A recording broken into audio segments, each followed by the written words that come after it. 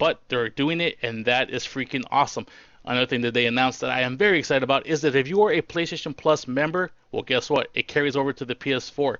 So if you, like me, will have all three consoles at your house, well, guess what? You need one membership for your Vita, PS3, and PS4, and whatever perks lie between each console, you will still receive for paying one membership. That to me is freaking insane. That is freaking awesome. But I will also get back to the PlayStation membership a little bit later. Another thing they announced right off the bat is that PlayStation Plus members on launch day will be getting Drive Club PS Plus Edition on day one via Instant Game Collection. So, say you're debating about what to get for your PlayStation 4. Simple. Buy a 1 year subscription to PlayStation Plus, go home, plug it in to the internet, and just download Drive Club PS Plus Edition. Day one, boom, you have a game. Not to mention that they are also giving you three.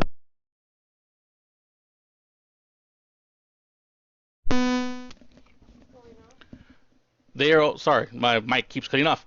They're also giving you three of the indie games that they talked about at the press conference for free day one, and those games include Don't Starve, which looks super interesting, Outlast, and Secret Poncho. All of these are three different indie experiences. So my suggestion would be, if you do not want to invest on a solitary game and kind of want to get more of a feel what the PlayStation 4 will bring to you in the future on launch day, buy a PS4, buy a 1 year membership to PlayStation Plus, and then you will get literally 4 games for $450. You will get Drive Club, Don't Starve, Outlast, and Secret Poncho at launch. The indie games alone will easily pay for itself on the PlayStation Plus membership. I mean, Drive Club alone will cover the initial cost of it. These will just be cherry on top, not to mention everything else that will come in the following months. The Elder Scrolls Online is coming to the PlayStation 4 as well in spring 2014, but it's also coming to the Xbox One. But you know, they got the bragging rights of saying we got Elder Scrolls on our stage. Again, Final Fantasy Versus renamed to Final Fantasy 15, but according to this, at present time, it is still exclusive. Flickster, for anybody who uses Flickster, coming to PSN. Redbox Instant coming to the Vita, PS3, and PS4. I actually had a subscription to this at the fledgling state of the beta.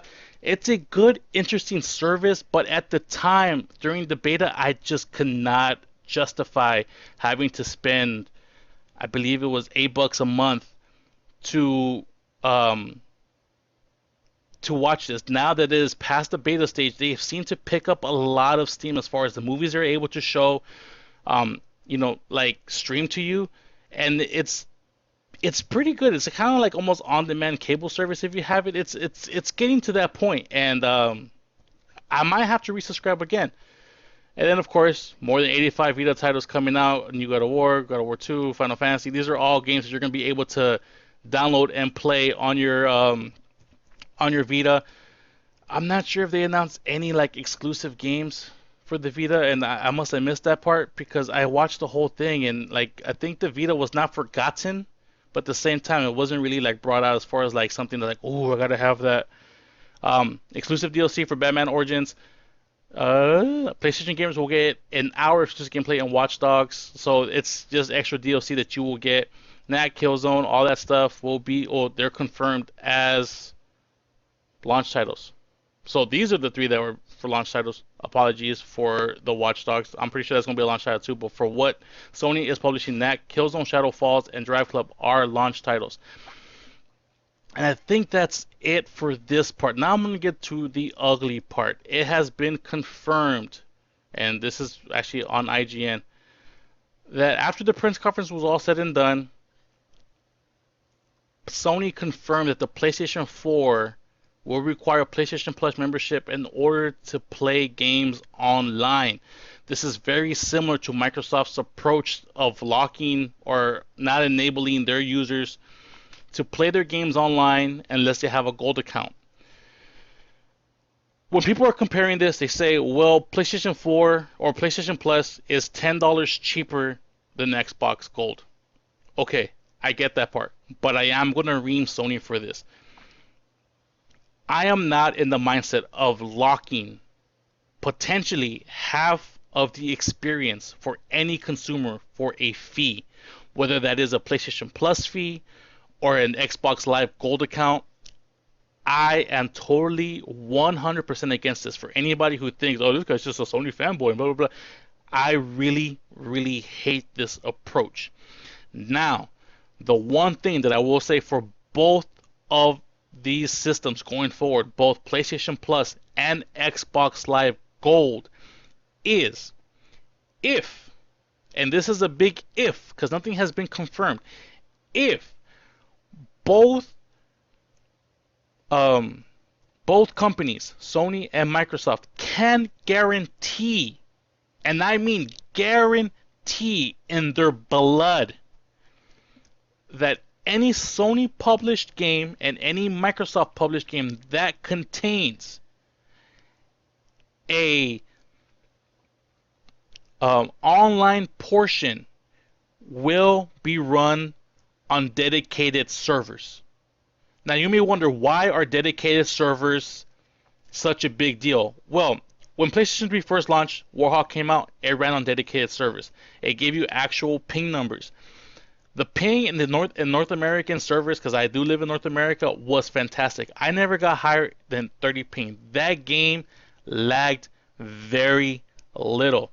So little, in fact, that when I connected to a server in Europe, yeah, the lag was up to 200, but the code for it was so good that it was literally still playable at a 200 ping number.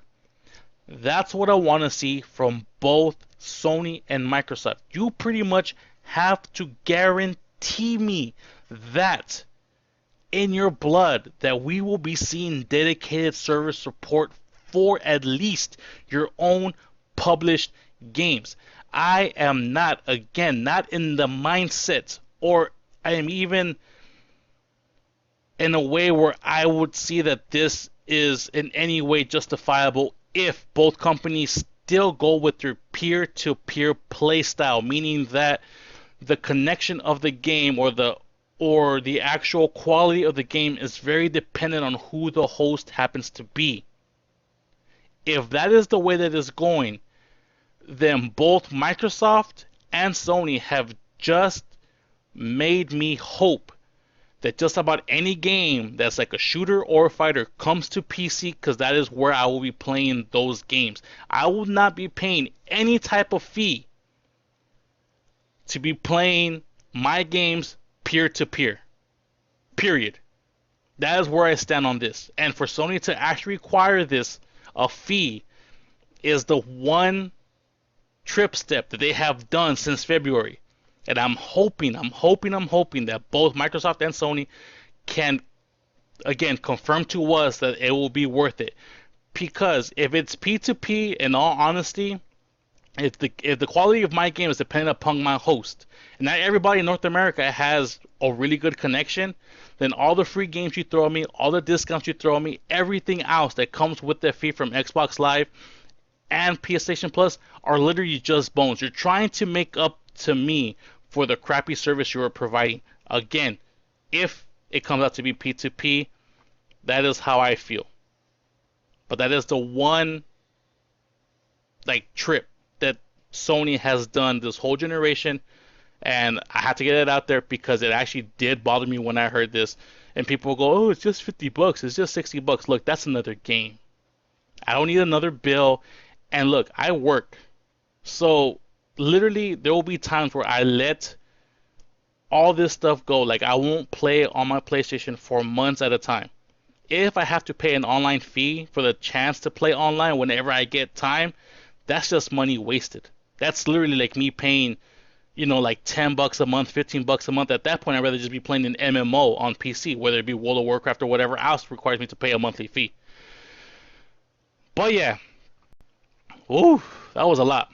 But anyways, at the end, outside of that little trip with the whole PlayStation Plus requirement for online play on PlayStation 4, I'm gonna give Sony an A minus. They had a solid B plus going into this conference. They knocked it out of the park, like super knocked it out of the park.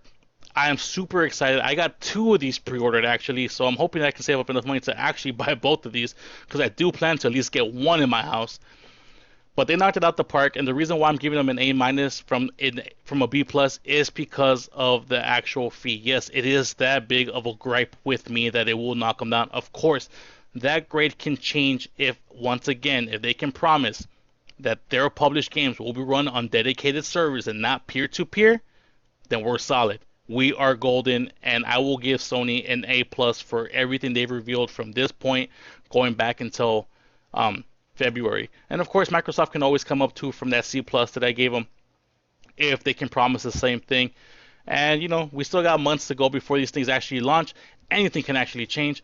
And in all honesty, right now, whether you're a Microsoft gamer or a Sony gamer, it seems that right now is a great time to either continue your habit of playing video games for way too long, or to just kind of come into it and see what you guys actually like.